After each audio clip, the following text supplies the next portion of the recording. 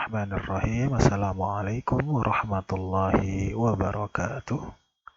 Innal hamdalillahi nahmaduhu wa nasta'inuhu wa nastaghfiruh wa na'udzu billahi min syururi anfusina wa min sayyiati a'malina. May yahdihillahu fala mudilla lahu wa may yudlil fala hadiyalah. Asyhadu an la ilaha illallah wahdahu la syarika lah wa asyhadu anna Muhammadan abduhu wa rasuluhu la nabiyya ba'dah. Amma ba'd.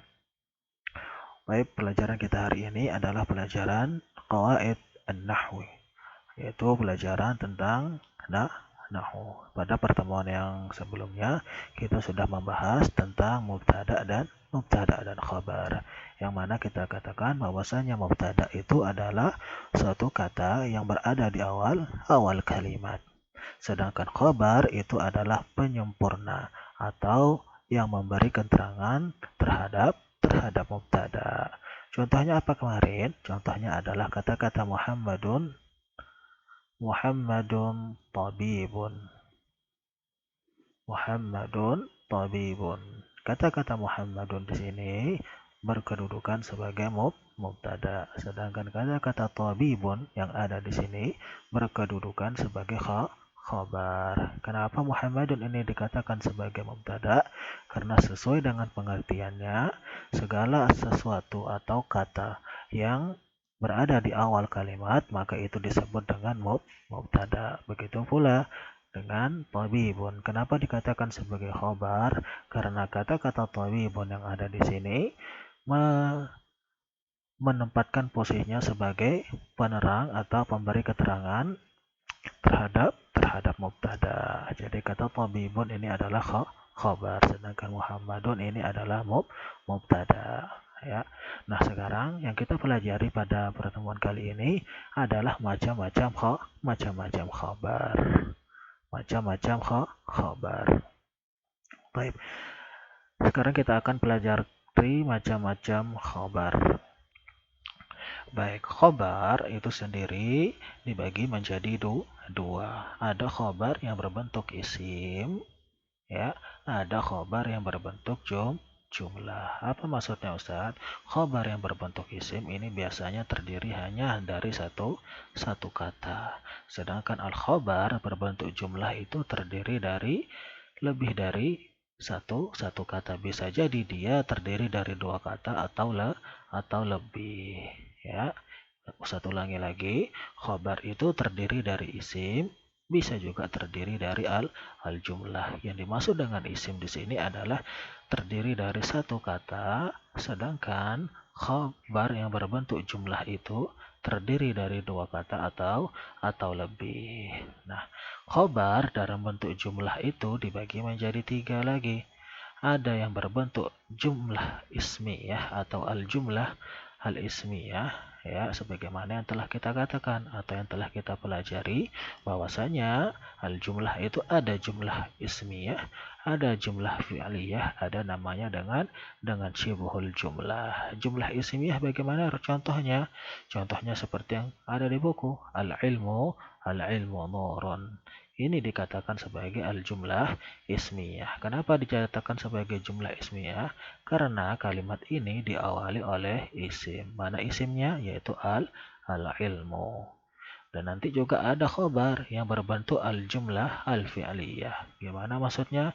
Yaitu satu kata yang diawali satu kalimat yang diawali oleh fi'il. Bagaimana contohnya? Yaktubu ad-darsa. Yaktubu ad-darsa. Kata-kata yaktubu ad-darsa ini adalah al-jumlah fi'liyah. Al-jumlah al-fi'liyah. Kenapa dikatakan sebagai jumlah fi'liyah? Karena dia diawali oleh fi'il. Kemudian ada nanti khobar berbentuk syibhul jumlah. Ya, bagaimana khobar berbentuk syibhul jumlah? Contohnya yang terkandung di dalamnya zaraf makan atau zaraf zaman. Gimana contohnya? Tahtal maktabi. Tahtal maktabi. Contohnya ini. Ya, ini adalah termasuk daripada syibhul jumlah karena terdiri dari zaraf. Baik.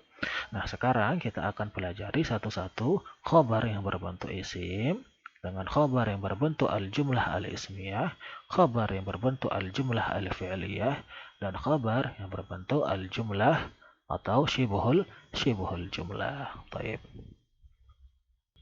Yang pertama adalah khabar yang berbentuk isim. Bagaimana khabar yang berbentuk isim? Tapi sebelumnya Ustaz katakan tadi bahwasanya khabar yang berbentuk isim biasanya terdiri hanya dari satu kata saja, ya. Contohnya bagaimana Ustaz? Contohnya yang sudah kita pelajari yang kemarin. Itu merupakan khabar yang berbentuk isim. Contohnya juga yang lain adalah ats-tsaubu jadidun. Jadi dalam kata at-thawbu jadidun ini terdiri dari dua kata. Kata-kata at-thawbu dengan kata-kata jadidun. As-sawbu ini kedudukannya sebagai apa? Sebagai mubtada, sedangkan jadidun ini kedudukannya sebagai khabar. Ya, khabarnya berbentuk apa? Khabarnya berbentuk isim, yaitu satu kata saja. Ya. Kemudian contoh yang kedua adalah al-amilu hadirun. Al-amilu hadirun. Kata-kata al-amilu ini memiliki kedudukan sebagai mubtada dan hadirun ini kedudukannya sebagai khabar. Ya, al-amilu ini kedudukannya sebagai mubtada karena dia berada di awal kalimat. Sedangkan hadirun ini kedudukannya sebagai khabar karena dia memberi keterangan terhadap mubtada yang ada di sini bahwasanya pekerja itu telah hadir. Kemudian contoh selanjutnya adalah Muhammadun maridun. Muhammad sakit. Yang mana menjadi khabar di sini? Khabarnya adalah maridun. Sedangkan mubtada'nya adalah Muhammadun. Kita katakan Muhammad sebagai mubtada karena dia berada di awal kalimat. Sedangkan maridun kita katakan dia sebagai khabar karena kenapa? Karena dia memberi keterangan keadaan Muhammad, ya. Jadi inilah bentuk khabar yang berbentuk isim. Jadi khabar yang berbentuk isim ini biasanya terdiri hanya dari satu kata saja. Ya, paham ya? Jadi khabar yang berbentuk isim terdiri dari satu kata. Kata-kata jadidun, hadirun, maridun. Ini adalah semuanya isim, bukan fi'il. Karena kenapa? Mana tandanya dia isim? Tandanya adalah sebagaimana yang telah kita jelaskan bahwasanya dia bertanwin. Ya, isim itu memiliki tanda apa? Tandanya tanwin. Sedangkan fi'il tidak boleh di dalamnya terdapat tanwin. Baik. Sekarang kita akan bahas tentang khabar yang berbentuk al-jumlah al-ismiyah atau khabar berbentuk jumlah ismiyah. Baik, di sini ada khobar yang berbentuk al-jumlah ismiyah. Kita ulangi lagi bahwasanya pengertian dari al-jumlah al-ismiyah atau jumlah ismiyah adalah satu kalimat yang diawali oleh isim. Makanya kalau kalian ingin mendeteksi mana isim mana fi'il, silahkan pelajari bagaimana ciri-ciri isim dan bagaimana dari ciri-ciri fi'il tersebut. Bagaimana contohnya khobar berbentuk al-jumlah al-ismiyah? Contohnya adalah Ahmadu abuhu mudirun. Ahmad ayahnya seorang mudir. Ya, mana mubtada'nya di sini? Jelas bahwasanya mubtada'nya di sini adalah Ahmadu karena dia berada di awal kalimat. Lalu mana apa tuh namanya? Khobarnya adalah abuhu mudirun. Bapaknya seorang mudir. Ini kita katakan dia sebagai khobar. Khobarnya berbentuk apa? Khobarnya berbentuk al-jumlah al-ismiyah. Karena dia terdiri dari dua kata, maka ini sudah berbentuk al-jumlah. Ya.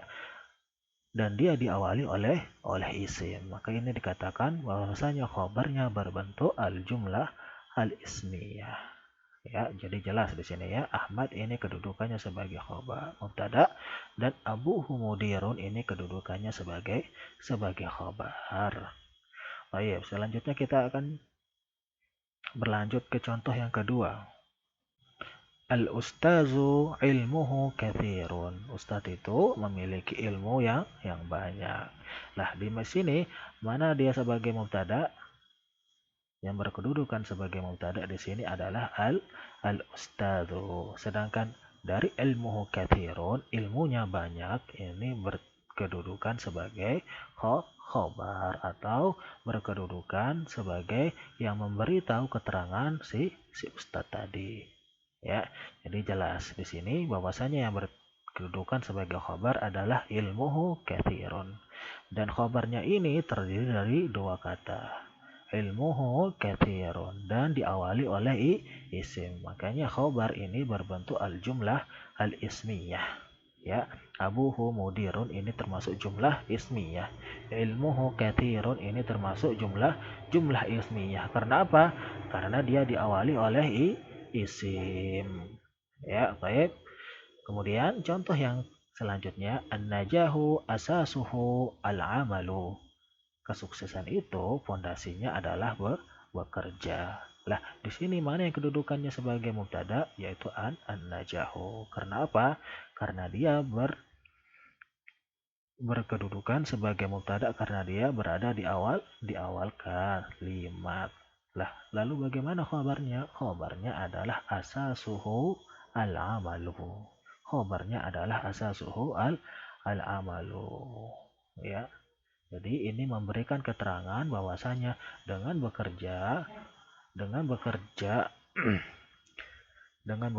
bahwasanya dengan bekerja maka kesuksesan itu akan datang.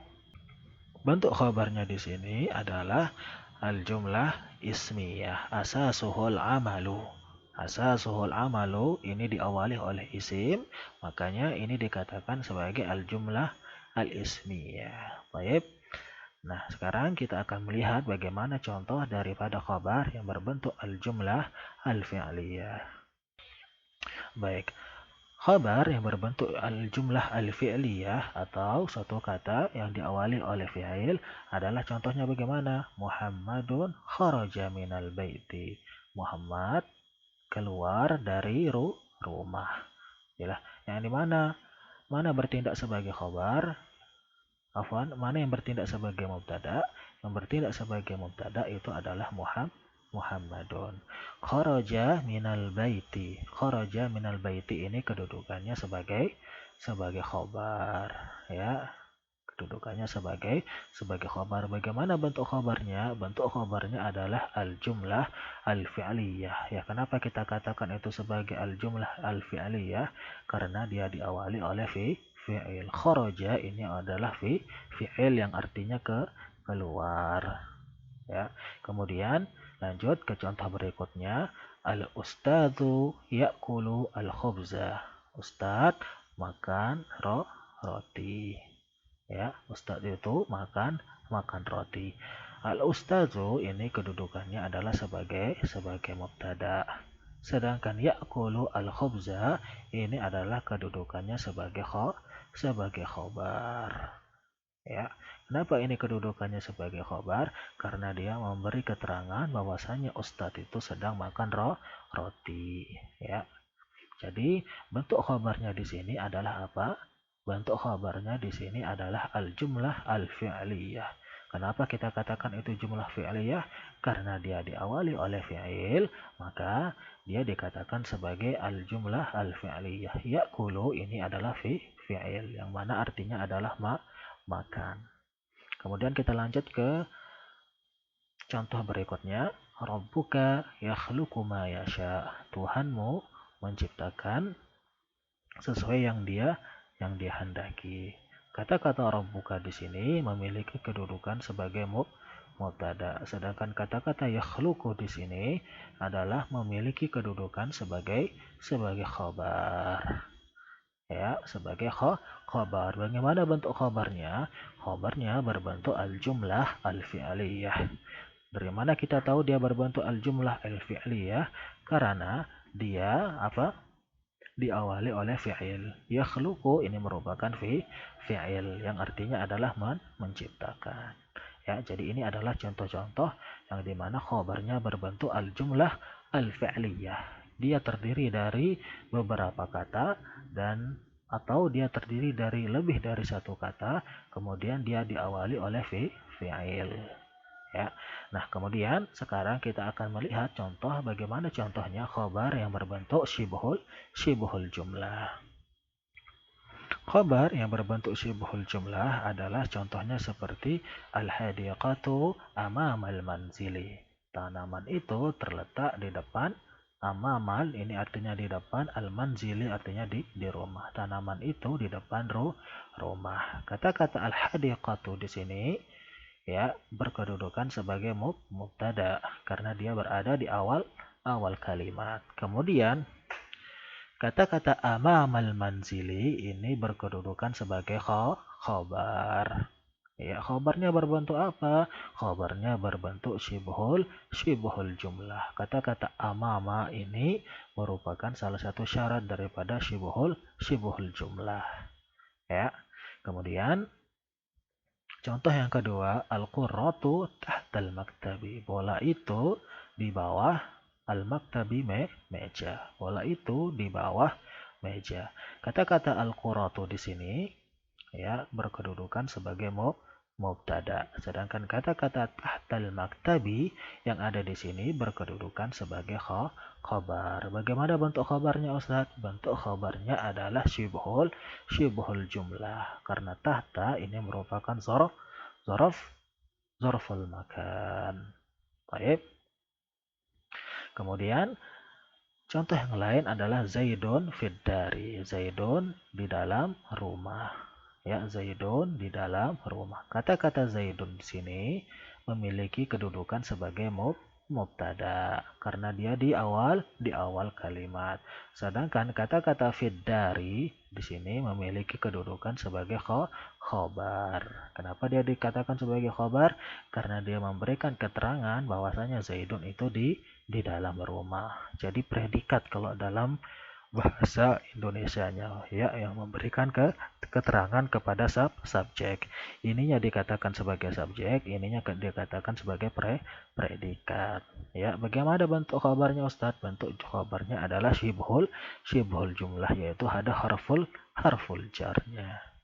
Ya, jadi setiap ada zarf sama harful jar maka itu dikatakan sebagai syibhul jumlah ya. Jadi itu adalah contoh yang dimana khobar itu berbentuk al-jumlah al-ismiyah, khobar itu berbentuk al-jumlah al-fi'liyah, dan khobar itu berbentuk syibhul jumlah, dan juga khobar itu berbentuk isim. Jadinya apabila khobar itu berbentuk isim, maka dia memiliki satu kata saja seperti yang ada di sini. Dan adapun apabila dia berbentuk jumlah, maka dia lebih dari satu kata. Contohnya abuhu mudirun, ilmuhu kathirun, asasuhu al-amalu. Apabila nanti dia diawali dengan isim, maka itu adalah al-jumlah al-ismiyah. Apabila dia diawali oleh fi'il seperti kata-kata kharaja, maka itu adalah al-jumlah al-fi'liyah. Dan apabila diawali oleh zarf seperti zarful makan atau harful jar, maka itu adalah syibhul jumlah. Ya, jelas sampai sini ya. Kemudian kita akan melanjutkan pembahasan yang terakhir yaitu khabar muqaddam wa mubtada muakhar. Ya, pembahasan kita adalah khabar muqaddam wa mubtada muakhar. Jadi pada hakikatnya mubtada ini harus disebutkan terlebih dahulu daripada khabar. Mubtada disebutkan pertama kali, baru setelahnya khobar mengikuti. Khobar mengikuti. Yang pertama itu mubtada, kemudian baru disebutkan khobar. Akan tapi ada satu kasus yang dimana khobarnya disebut terlebih dahulu, kemudian baru mubtadanya. Itulah yang dinamakan dengan khabar muqaddam wa mubtada muakhar. Khabar disebutkan terlebih dahulu, muqaddam artinya didahulukan, wa mubtada muakhar, mubtada diakhirkan. Jadi bagaimana peristiwa itu bisa terjadi? Kasus itu bisa terjadi apabila khabar berbentuk syibhul jumlah. Yang pertama itu adalah khabar berbentuk syibhul jumlah. Baik. dan mubtada'nya berbentuk nakirah. Ya, itu terjadi apabila mubtada'nya berbentuk nakirah sedangkan khobarnya berbentuk syibhul jumlah. Mana contohnya? Contohnya adalah rajulun fil baiti. Ya, rajulun fil baiti. Kata-kata rajulun fil baiti, rajulun ini kedudukannya sebagai apa? Kedudukannya sebagai mubtada. Ya, apakah dia nakirah atau ma'rifah? Ini adalah nakirah. Kalau dia ma'rifah dia harus ditambahkan alif dan lam. Ya, fil baiti ini adalah khobarnya. Bentuknya apa? Bentuknya adalah syibhul jumlah. Persis dengan kejadian seperti ini. Khobarnya berbentuk syibhul jumlah dan mubtada'nya berbentuk nakirah. Apabila kejadiannya seperti ini, maka urutan yang benar adalah seperti ini. Jadi khobarnya terlebih dahulu disebutkan, baru kita sebutkan mubtada'nya. Fil baiti khobar, mubtada'nya adalah rajulun. Khobarnya disebut dahulu, baru kemudian mubtada'nya. Jadi susunan apabila kejadiannya seperti ini, rajulun mubtada'nya nakirah, sedangkan khobarnya berbentuk syibhul jumlah, maka harus terlebih dahulu disebutkan adalah khobar. Jadi susunan yang benar itu adalah fil baiti rajulun. Di dalam rumah terdapat lelaki. Ya. Nah, sini maka khobar wajib diawalkan. Ya, kalau apa? Kalau khobarnya berbentuk syibhul jumlah dan mubtada'nya berbentuk nakirah seperti kejadian seperti ini. Rajulun mubtada nakirah fil baiti khabar syibhul jumlah. Di sini namun apabila mubtada'nya ma'rifah maka boleh diawalkan atau diakhirkan. Nah, rajulun kalau kita mau jadikan dia ma'rifah seperti ar-rajulu, ya, ar-rajulu, maka dia boleh letaknya nanti di awal atau dia boleh nanti letaknya di akhir.